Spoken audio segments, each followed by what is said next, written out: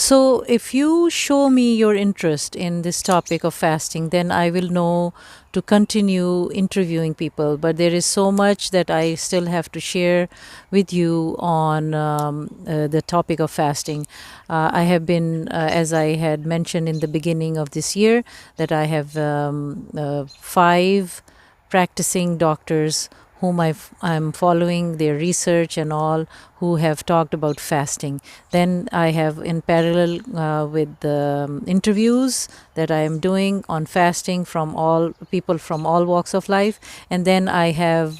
these five doctors whose work I will be sharing with you on this podcast on the topic of fasting. So I hope you have been following my interviews and my episodes on this topic from various perspectives and from various